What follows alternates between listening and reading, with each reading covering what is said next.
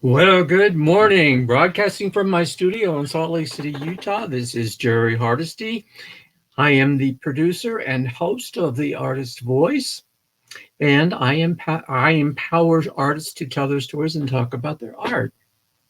Now, in the past, if you are a listener, in the past, you know that you could only listen, but now you can watch and listen as we're streaming both to Facebook and YouTube. You can also comment and ask questions. In fact, we encourage you to comment and ask questions. In a minute, I'll put up the comments section. Actually, I can do that right now. There it is. So put your name in there. Tell us who you are. And please, like I say, make a comment or ask questions. Even ask a question of the artist when we bring her on. If you missed the live show, you may listen almost immediately as there will be a saved recording saved on Instagram on Facebook and also on YouTube. So my guest for today's show is Color Maisch, who claims to be an emerging artist, but has a number of accolades and credits to her name, to her resume. So welcome, Color, to the show. Hi, how are you? Thanks I'm for great. having me. Well, my pleasure. It's great having you as well. So how are you doing today? I'm doing really well. Yeah, it's sunny and Yeah, yeah. It's a yeah, it's nice, nice. nice day for a change, isn't it? It is. Yeah. Yeah, Beautiful, huh? things are good, all Look, considered. yeah, yeah, yes. Yeah. Well, it looks like you're in a studio. I am. It's kind of one of the few quiet places in my life right now between, home is full of kid and dog. And so, yeah, just I'm at my studio. I share it with a couple of people. But this morning it's nice and quiet. So just me. That's good. Well, where is your Yeah. studio? It's in downtown Salt Lake City, so it's pretty close to the freeway on ramp. So yeah, it's an old building. I've been here quite a long time, so it's the perfect space. Good, yeah, it's a good workspace. Great. So I'm envious. yeah, I'm envious. honestly, through the pandemic, it has been such a saving grace being able to come to this space and be able to feel safe and to kind of step away from everything else and just Sure. come and work. And yeah, so, and our house is about this big. So I understand. yeah, Right now. I'm in a extra bedroom or the third yeah, bedroom that I've converted to a studio, but I also adapted my double garage. So when it's yeah, warm, I work in my double garage. In fact, yeah, we can't park our cars there. So yeah. anyway, well, I'm sure that you have been asked this first question. More than likely, you've been asked this first question. But how on earth did you get the name Color?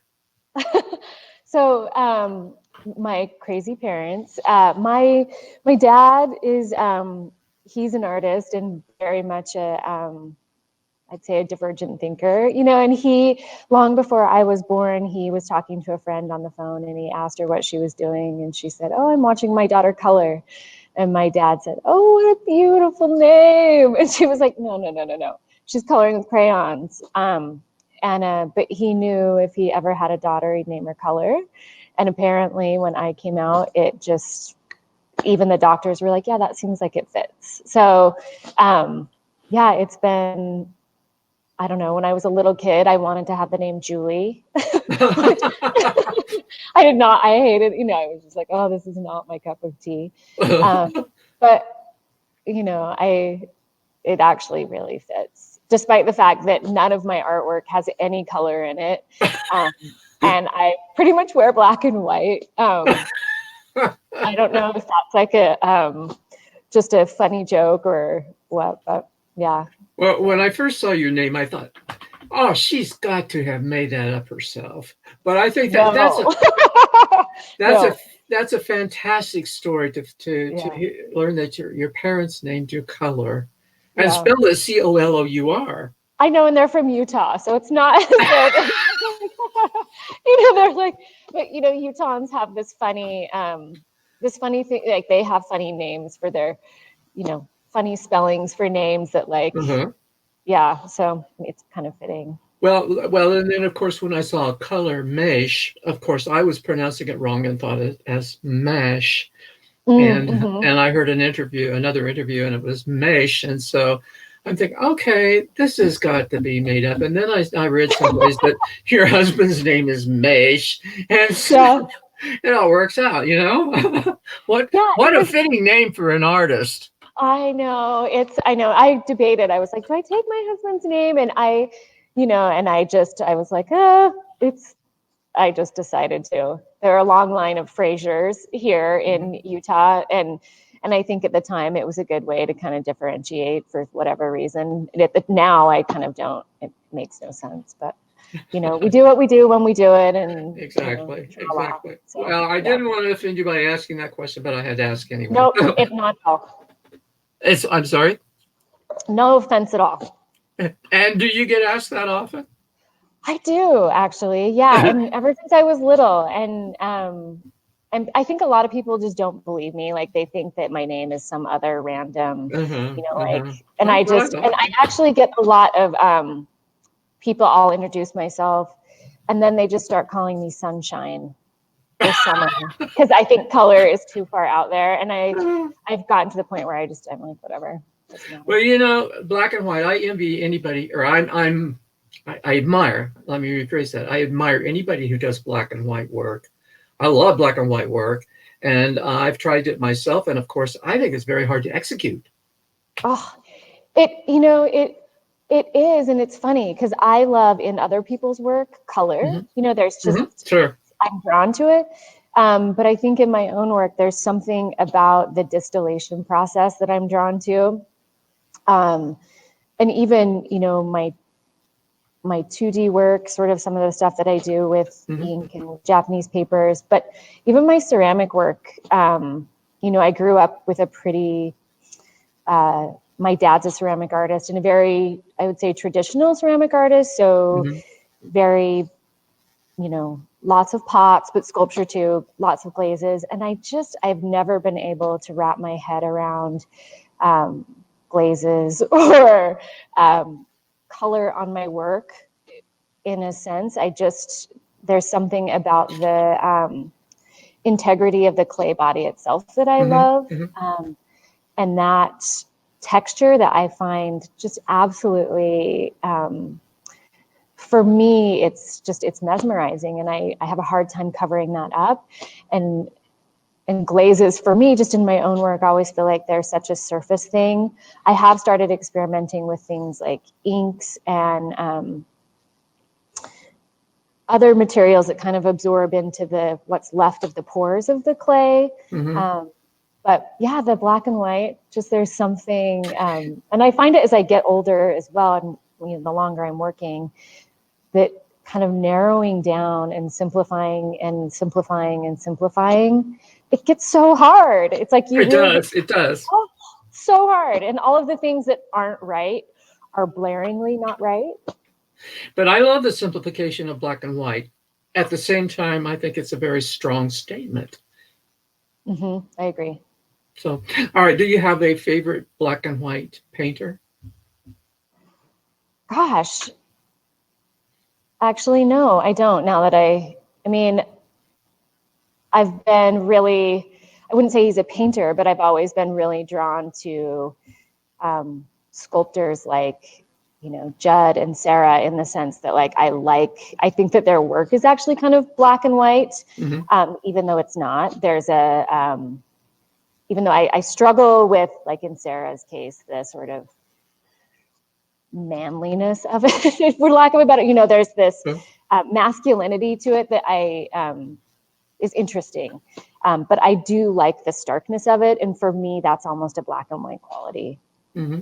Hmm. So, Yeah. yeah. What Well, about you? oh, I love Franz Klein and Oh, yeah. Robert Motherwell. Oh, Those are two of my favorites. yeah. And if you've ever seen a Motherwell in person, Oh, oh, yes. I know, like makes your heart just jump out of your chest. And hmm, yeah, hmm, yeah, yeah. And absolutely. have you been to the Broad in downtown LA? I have, but it's been a spell. So, but go on. Well, there's a Motherwell there. Hmm. It's huge. It's huge. Love it. And Yeah, there may be some Franz Kleins too. I can't remember though. yeah. Well, I didn't find a lot of biographical information about you, and I on my when I put together my interview, I like to use biographical information like Hmm. and an artist statement and so forth. But I didn't find that. I did, however, find an interview from in 15 Bytes from 2013. Well, I know that you're not the same person now that you were in Yeah. 2013, but there's some things I picked up on, and one of which was that you're in the catering business. Are you still in that catering business? I actually just this year have left. So I actually started doing that just in 2011. I came on as I started as a partner with a friend of mine, and Mm-hmm. I did that through graduate school and up until this year. And then I just, honestly, in 2020, decided that it I have other things I want to do, mainly being in the studio more, Mm-hmm. and kind of focusing more on this stuff. It's in one respect, I think having a full-time career was amazing, because I was able to make work and not really worry about where it went. Mm-hmm. And I think a lot of my work in the past has been pretty ephemeral, would be a nice way to put it. A lot of my ceramic stuff, especially, it's pretty fragile and um, not super.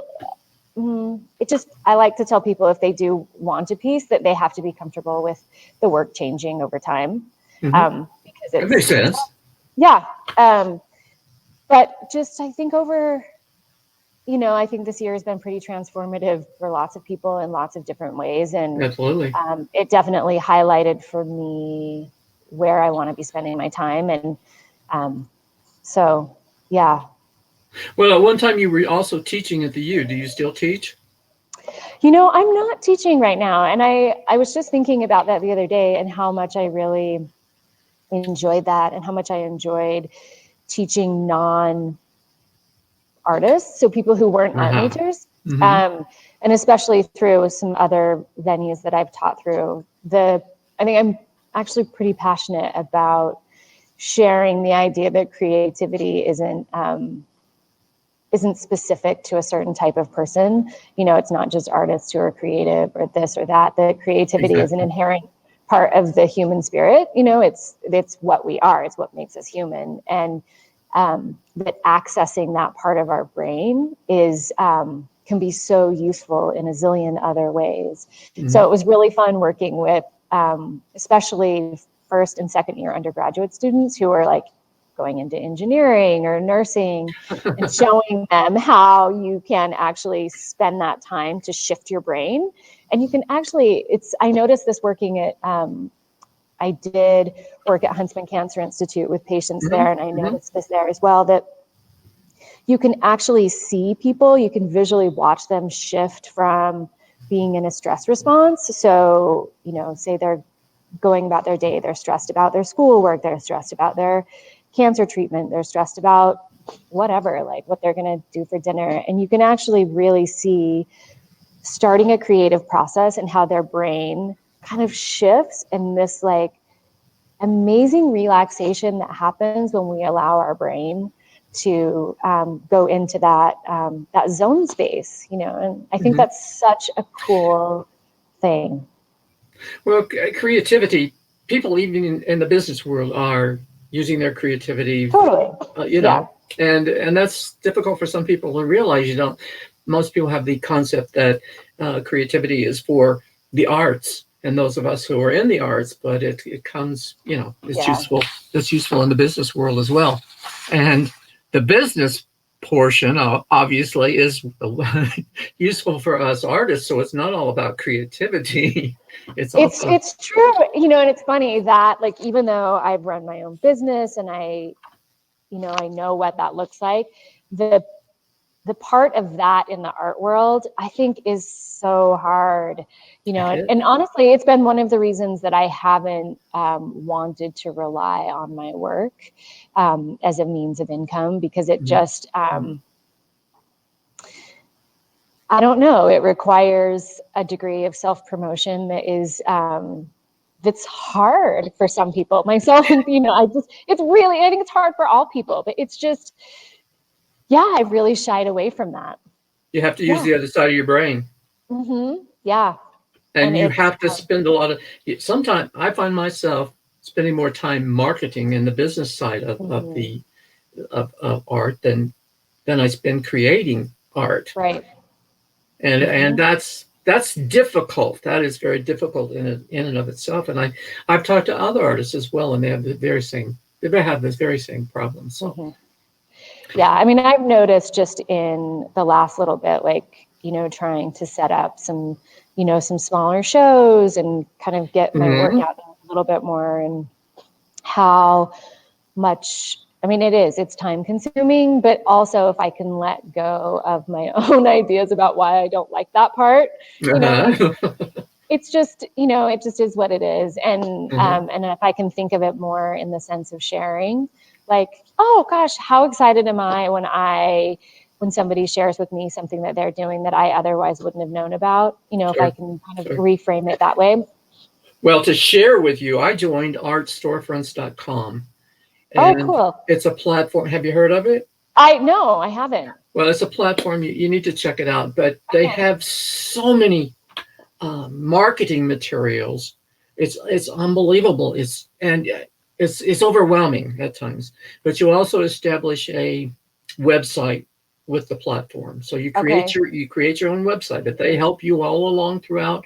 They have suggestions all the time. In fact, prior to Black Friday and Cyber Monday, they had you doing sales all along, all the way through the end of the year. So it's fantastic. Check it out. And if you want to, you can check out my own website where you can you can look at it, and get an idea of what goes on, so to speak. But I did check out your website, and I liked it. I did mine through other people's Pixels years ago, and it's a web platform for artists, and it's pretty easy to use. But that would be, it's nice having those kind of set in marketing tools. Absolutely, it is. During the pandemic, I found that people are so afraid to.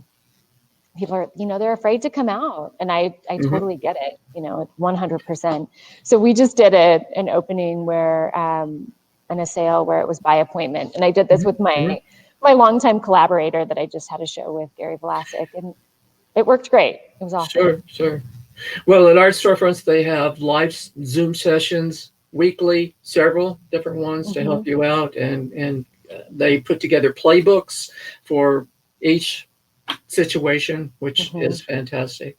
But I just want to share with you, I mean, since I'm sharing here, share with you that you're the 89th artist that I've interviewed. And wow, that's awesome. From all over the world, not just Salt Lake City, but from all over the world.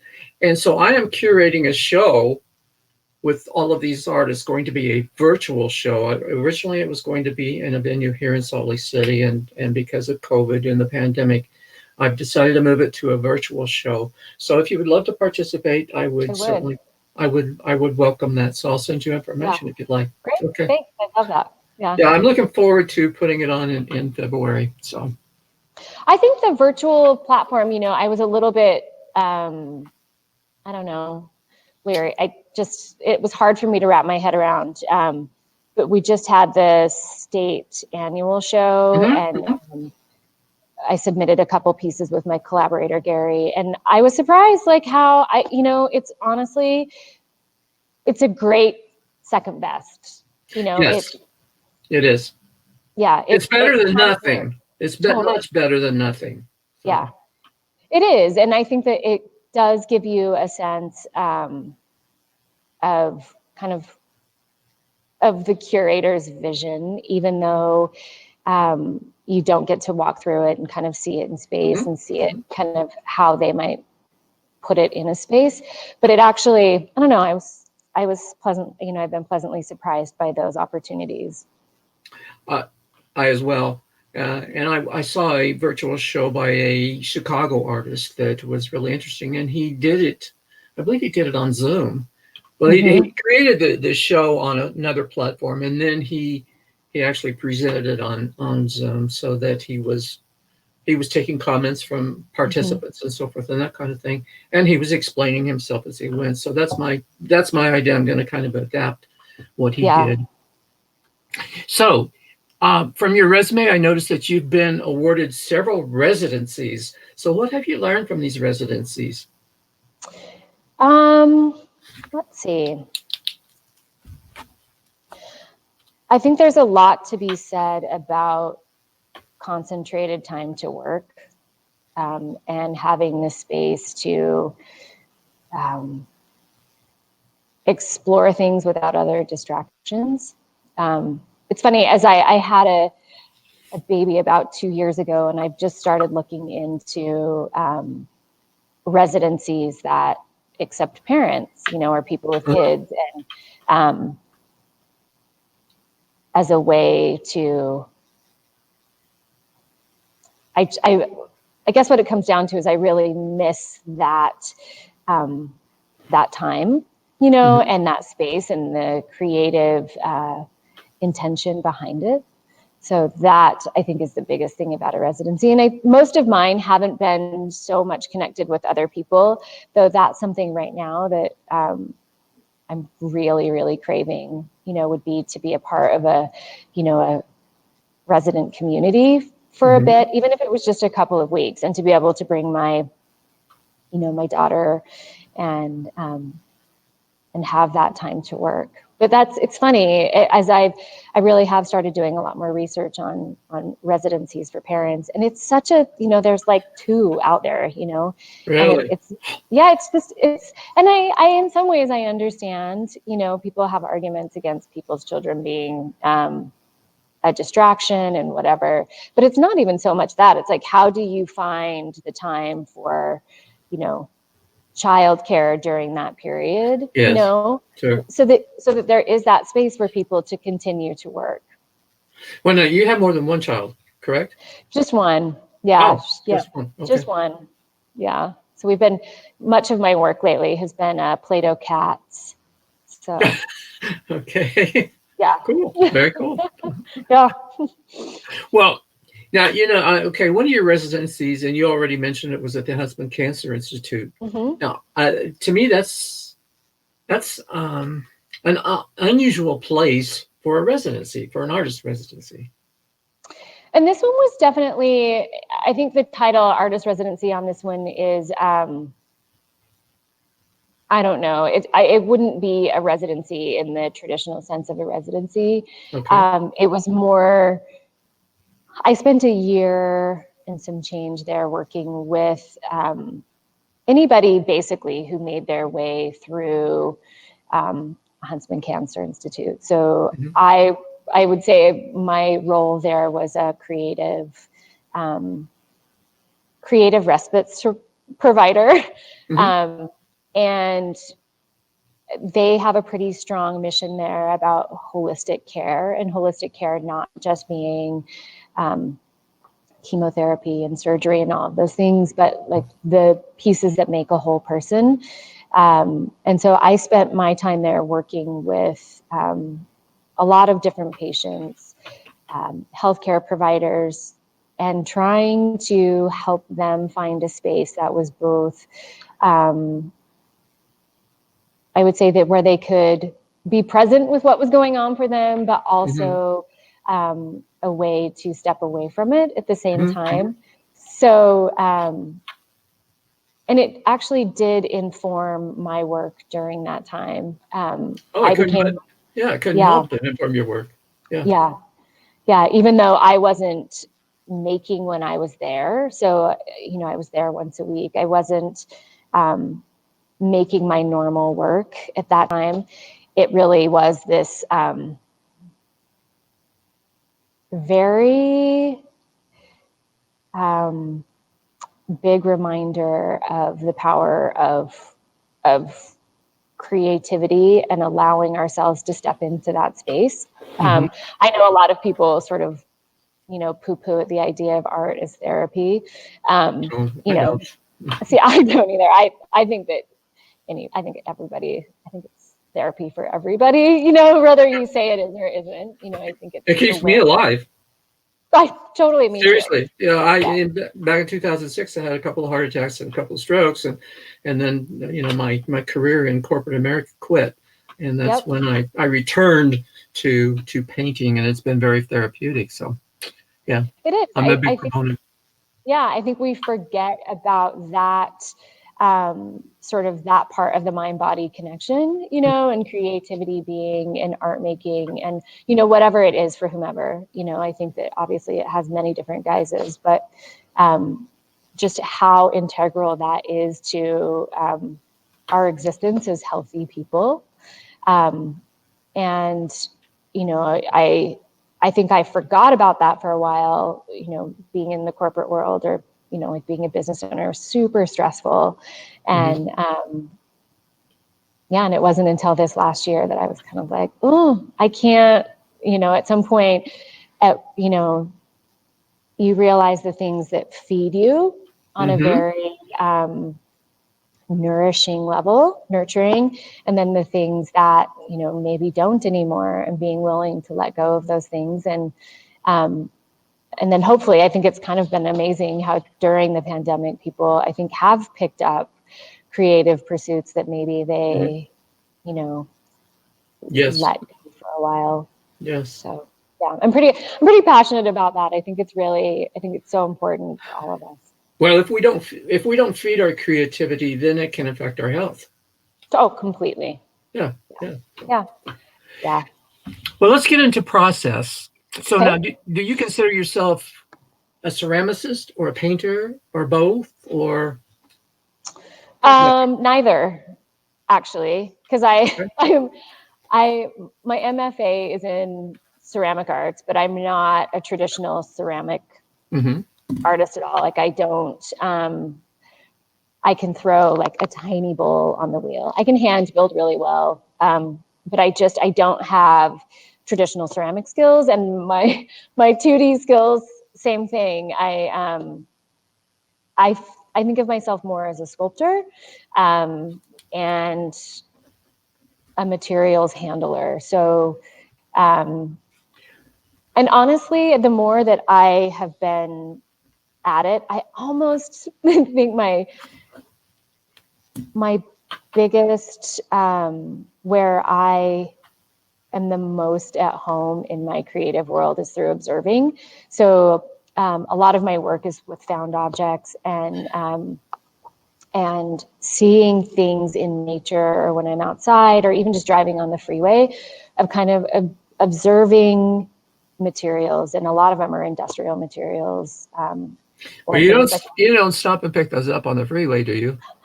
I stop and pick up the most random.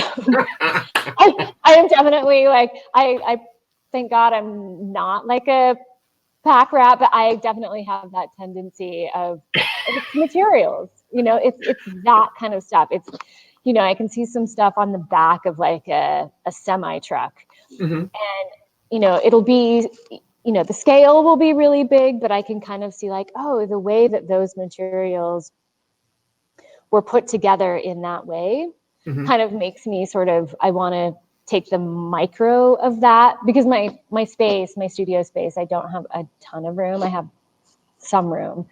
Um, but it's a lot of observing, and honestly, like walking around and going places, and seeing that stuff that catches your eye in your periphery, you know, in your peripheral vision, of like, oh wow, there's something in that, and finding kind of the beauty in everything that is around us, that we just tend to, we get so busy, you know, and we're so in our heads about whatever, you know, dinner, this, that, or the other thing, that we can't even um, stop to see like, oh wow, that's kind of amazing. And how do you transform those things into something that everybody else can see the beauty in them as well? Mm-hmm. So in that sense, I don't know if I'm a ceramicist or you know, a painter, but I'm definitely my my work is very material based, and process oriented, and that process is kind of starts with an observation and then this sense of peeling away all of the layers. But I think probably what is at the heart of it is just a curiosity of like, Hmm. oh, what is that going to do? You know, and that is honestly one of the biggest. And I remember my dad saying one of his favorite things about clay was like opening the kiln and it was Christmas morning. You know, it's like always Christmas morning because you never know what you're going to get. You know, you're like, Yeah. you kind of have the sense like, you know, he probably does a lot more than I did, but you know, this like opening up and it's like, ooh, what did it do? You know, and I think that that honestly is like the, you know, the most magical part of making, you know, and I know for a lot of people they want to know what they're going to have, you know, like, so they have this idea and I love this. I so wish I could do this. Like this, okay, I'm going to have this end product when I'm done. Like, this is the vision that I'm needing to create. And, I don't ever have that. I never know what is going to unfold.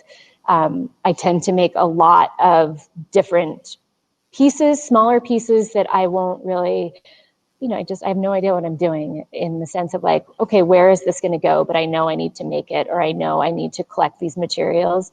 And then they tend to,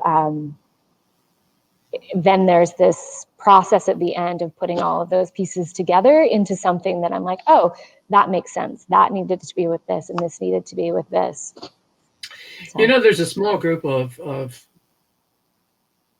what do I call this group? A small group in the Salt Lake City area who puts together pieces like Chauncey Seacrest Oh yeah. and Vince Matina. They put things together in unusual ways. Mm-hmm. Are you part of a group like that? You know, my main collaborator that I've been working with for probably the last, gosh, at least 10 years, Gary Mhm. Vlasic, he and I do a lot of, that's a lot of how we work. So we started out, he has a dance background and a performance background. Mhm. And we started out with us kind of collaborating on him doing that part and and sort of I came in on this other visual level. But as we have progressed over we've had a couple of shows in the last 5 years. We just recently had one at UMOCA, where now we just sort of, we have this really kind of beautiful back and forth where it really is I don't know, there's something about that bouncing of ideas that is kind of magical, and broadens things in a way that is very different from when you're working alone. Sure. And, you know, and he, like, working with him, he definitely has a sense of scale that's a lot bigger than mine. And so, but I have this textural sort of softer quality to my work. So you start to take these two pieces and you add them together. And I think the synergy is both during the work, like while we're working, and the end product is really, it's been so fun to do that, and such a Sure. nice break from my own, you know, I always continue to have my own work and my own stuff that I'm Mhm. doing, but it's just a different way of working. It's awesome. Yeah. Sure. You bounce ideas off of one another, and Mm-hmm. you go from there and grow from there. Well, I recognize Gary's name, but I don't recall his work. I'd have to look him up. I think I've seen him on Facebook, probably. Yeah, so he was primarily he started out as a dancer and has done lots of performance pieces throughout the years, and he has a does a lot of collage as well. Hmm. So our work is very, very different. Like his is, it's quite funny, is like exploding with color, and um, it's lush, versus mine is, you know, very. I would like to see a collaborated piece that you two have collaborated on. Yeah, our last show at UMOCA, we just took it down this last a couple of weeks ago. Hmm. Um, was actually, I think, the color scheme. So we have been working on this this series that it's an ongoing process, and we sort of initially titled it Albedo, Rubedo, Negredo, which is the whole, the premise being alchemy. So taking base materials and what happens when you find sort of the nugget, or, in traditional alchemical language, the gold inside of base material. We've the show at UMOCA was titled Prima Materia, so the primary material. Mhm. And the basis of that show were these pieces that were, so many of them honestly were literal garbage. So it was like things like these old, like the most beautiful, these things that we had found outside that had probably been outside for 20 years. And the way the paper weathers, and the way that, like, and so much of it was that ability to like observe and to see that beauty, and then take it and transform it and put it in a space where other people can kind of see, like, wow, I'm not really sure why that's beautiful, or why that like makes me, I mean, this sounds terrible, those things that you kind of want to, I don't know if other people have this, but you almost want to lick, because there's Oh this, dear. like, there's just like that thing where you want to like, you want to like, you just don't know how to, it's that sense, that textural thing, of like, you need to be able to feel the touch, like you need to be able to sense that texture, and Well, don't lick it, please.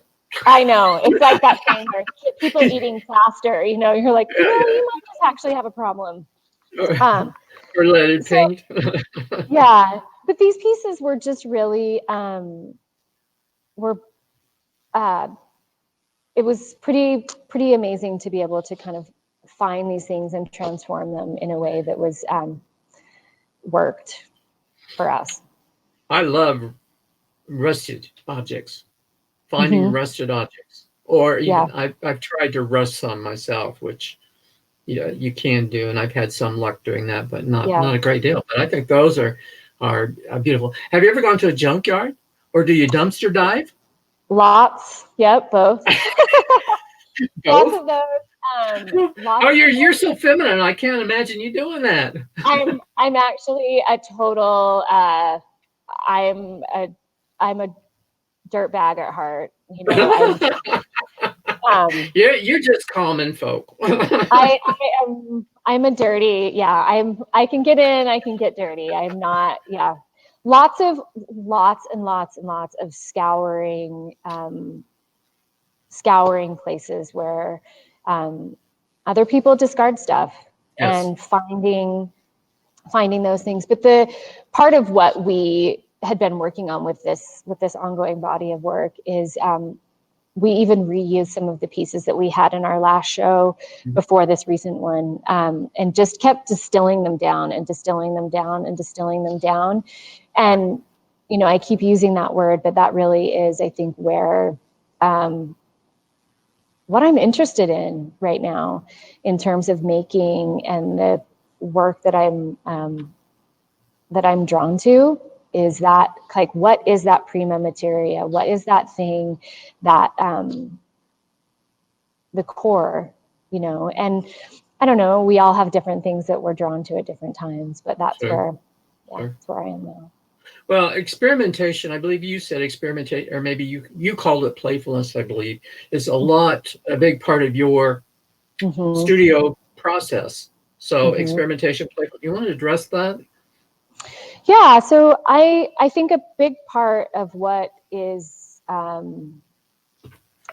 fun about making work is simply seeing what things will do, and being curious, being curious about how something can transform, being curious about how something can be changed but still the same thing, and that also, that sense of not taking things too seriously. I think Mhm. I'm definitely guilty of that, and Mhm.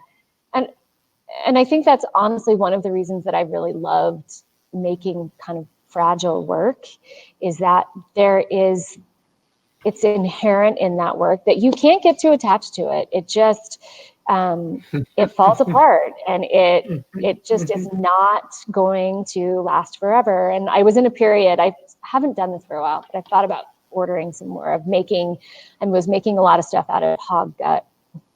Which is like, I read about that. Yeah. Yeah. And part of what I liked about that, aside from it being, I mean, it was so smelly, and my studio mates hated me, and it left this, it was not the easiest material in a sensory way to work with. But it was, it doesn't last forever. And there's something, I mean, it can last forever, but it's also so fragile that there's something really beautiful about that. And and it's funny, it's kind of gross. And so there's something about that, of like just not taking things too seriously anymore. So you have an unusual sense of humor. I do. I think I probably but that's good. Humor. That's good. That's a big plus. Yeah. Well, back to you stating that you can't fall in love with something because it changes and so forth. And I had a teacher, mentor.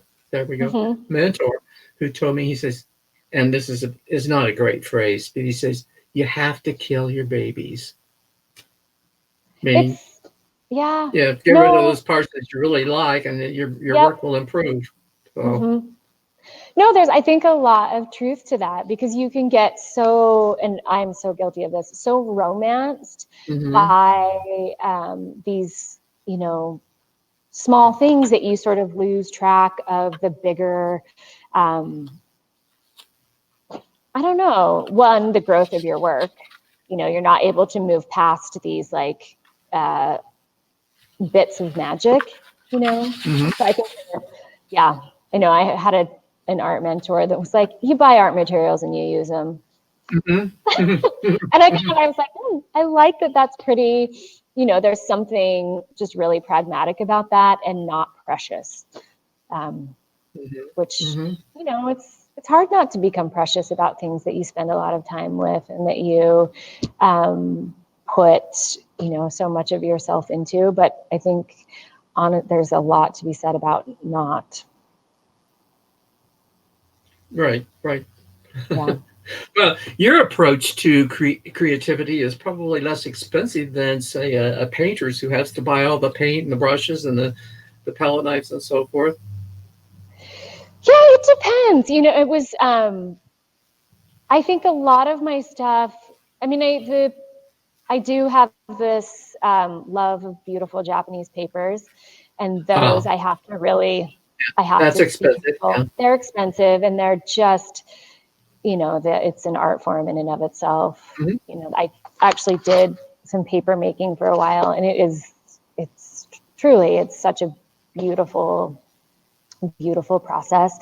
And clay itself is not too expensive. I think most of the found objects that we're able to get a pretty good deal on, but some things, there are those things that that I've been willing to spend a lot of money on, a relative lot of money on, and not knowing where that's going to go.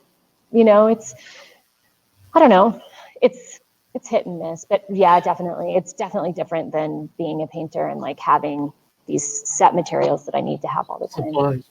And canvas. Yeah. Well, as a sculptor, have you ever tried welding? I have. Yeah, I have. I did quite a bit of that early on. I haven't for a while, just simply I don't have the means to do it. Now I have a friend of mine who's a great welder. So if I need to have things welded, I can kind of get a pretty good picture in my head, and he's a great collaborator in that sense, as I can ask for help in that way. And I think that's been a really nice place to be able to expand my work, is to be able to ask for help from people who I know do a really great job at the things that I'm needing, and not to be a jack of all trades. You know, I think that is one of the things as a sculptor, like you really do need to be able to ask for help, you know, in terms of like, you know, making things happen if it's not just in one specific medium. So, and my stuff is never. I think we as artists have a tendency to experiment and try different things in different areas. Mm-hmm. So we're jumping around a lot. Yeah.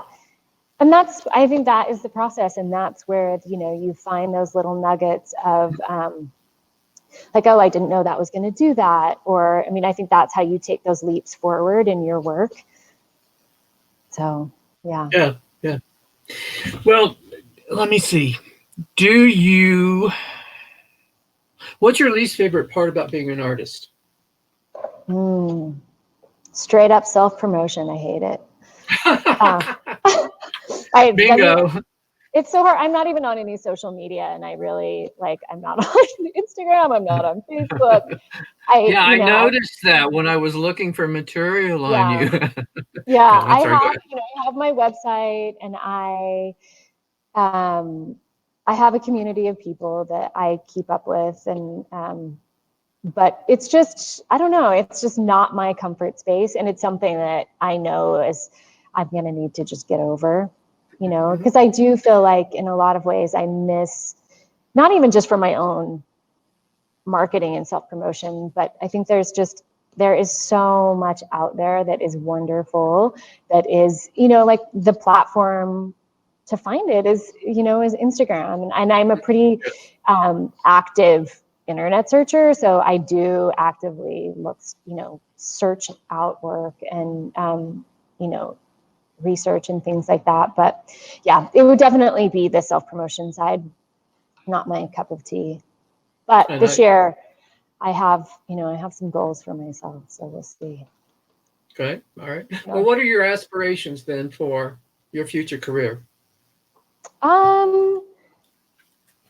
I think this year I would really, instead of my typical sort of, I don't know what my typical working pattern is, but just I have a pretty regular studio practice already. So I think just building upon that, because I have a little bit more time.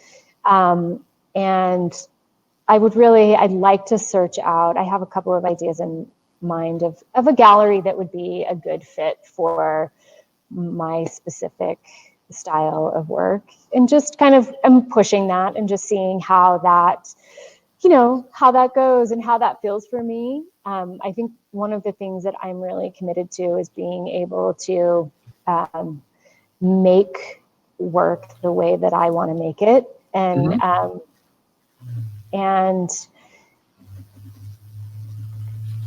I don't know, that's just not something I'm willing to compromise on at this point. I'm okay having, you know, if I need to get another part-time job, I can, you know, I can do that. Like I can, you know, I can make things work, but it's really important to me to be able to make work in the way that resonates with my own, you know, my own. So you're making your work for you and not for someone else who wants to purchase your work. If they like it, great, and if they buy it, great. But if not, you're making it for you first. Yeah, it's a very selfish endeavor, you know, and I get so much from it. And I think for most people, it is a selfish endeavor, you know, and it, as much as it is like so wonderful to share it and to see work move into somebody's home or their space, and have, like, for people to love that and to love something the way that you loved it, like that, I think it is so rewarding and so amazing. But I think at the end of the day, like, you know, we have so few things in our own lives that are for us, you know, and I think it's really important to preserve those things and to have that space of like, gosh, this is my joie de vivre. This is my, you know, my thing that I get to make while I'm, you know, in this iteration on this planet. And like, it's pretty cool. Well, that being said, do you do commissions, or would you do commissions? I have done commissions, yeah, and I think it's mostly people who resonate with my style of work. So they're pretty Okay. open to, and it's not as though I would never, like take feedback, because that's not true at all. I mean, I do love a collaborative process. But I think there are certain things that we all, I'm sure you have this in your work as well, like things that you adhere to that are like, that you're just maybe unwilling to compromise on, because they're what make your work, Yeah. or what make Yeah. it special for you. So Yeah. You're putting your name on it, and therefore, or you yeah, should put your name on it. So. yeah. Well, along with your aspirations, are you attempting to get gallery representation outside the state of Utah or outside of Salt Lake? I am. I'm gonna give it a whirl. I mean, I have no idea. I've kind of just started researching and doing, but it's a little bit daunting, It honestly. is. It is. Well, Yeah. more. Okay. Do you see more residencies in your future? If that's something I've just, my little girl, she's 2.5, and I think, my husband's a teacher, Mhm. and I'm just starting to see like, oh, that's something that we could do, and I think it would be amazing for her and amazing for us. And so I do. It's something that I'm actively starting to research. Are you familiar with and I can't think of the name of it right now, but it's a fantastic residency program in Omaha, Nebraska. Well, I can't think of the name right now. There's It starts not with a the B. Kohler. No, it starts with a B, I believe. Um, I'm sorry, I've I'm mentioned it. so bad with names. Like, give me Well, a me too. chance, I'll never But forget. but Yeah. yeah, I've got an excuse. I'm an old man. I don't have an excuse. I just am bad with names. Yeah, but yeah, it's a fantastic program, and I mean they have a huge building in downtown. I know what you're Oh, talking about, and why can't I think of it? Because I was actually just, um, it's an old downtown. It's like an old factory that now has. yes, Yeah, I know yes. exactly what you're talking about. Yeah. Apply there. Apply there. I'm Uh-huh. encouraging you to apply there. Okay. I don't Thanks. know if I accept, I don't know if I accept kids or not, but I think it would be a fantastic experience. Yeah, I do too, and I feel like I'm ready for that now. I mean, the last couple of years, my work has been very hit and miss. Being an older new mom, that's Yeah, you're definitely, fine. You're fine. You're fine. yeah, it's definitely taken a toll on my work, and I haven't made as much, but I'm excited, and I'm excited to kind of get outside of my comfort zone, and yeah. So. Another one would be Marfa, Texas. Oh, so we're doing a big road trip in the spring, and that is on. I have this whole process, and I can't. I just that whole space. I think is Uh-huh. it's just I can't wait to visit and to wander around. So I've never been there, but yeah, oh I would love to go yeah. and see. Of Hmm. course, it's way out there in the desert with nothing around, and which is it's unbelievable. Well, it was so funny because we were looking, we are like, okay, we'll go through El Paso. And I was looking at it and I was like, okay, it's not that far from El Paso. Oh But then yeah, you right. go up and Texas is giant, and so you kind of can't tell if it actually is not that far from El Paso or if it's like from here to California. So It's a yeah, long drive. It's a long drive. yeah, As we were on a cruise in Houston, and we drove from Houston back home, and it just took forever to get across the state of Texas. yeah. Vic, we're still in Texas. We're still in Texas. Yeah, But anyway, yeah, there's some fantastic residencies, and I'm sure you'll come on to them. Those are two that yeah. I Thank think you. would be fantastic. Would be Yeah. fantastic. Well, we've been on here almost an hour. Do you have anything else that you would like to add? No, just thanks so much for putting on this podcast. It's so much fun to listen to. I love hearing everybody's Thank you. different stories and um, their own process and their Mhm. own tidbits about making. So thanks. It's been Yes, really such a joy. process is so interesting to learn. I've learned a lot from the various individuals, the various artists that I have interviewed, and it's really quite an experience doing it. So, Yeah. yeah. Well, thank you. Oh, it's my pleasure. It's good to get to know you, and I hope to see your work. And let me know when you're doing another show, and I'll Okay. keep you informed Ditto. about my show that I'm curating. So, all That sounds great. right, great. Well, thanks Okay. again, and Thanks, your Jerry. episode 89, and it should be on sometime within the next few days on the platform, podcast platform, Okay, podcast. You know what I'm talking about? Apple I'll Podcasts. okay, I'll share it with my friends on my non-social media ways. Okay, great. Sounds good. Okay, All right. thanks. Thanks, Bye. Bye bye. Have a good day. You too. Thanks. Well, again, thanks for watching and listening. You can find Color on her website at colormaisch.com. That's COLOURMAISCH.com. And you can find the audio portion of this show on Apple Podcasts, Spotify, and many other podcast platforms. You may also listen to the show on the podcast, the show's website, which is www.theartistsvoice.info. Watch for the announcement on Facebook and Instagram for the date and time of the next show. In the meantime, be safe, wear that mask when you're going out, keep your social distancing, be safe, and enjoy the holiday season.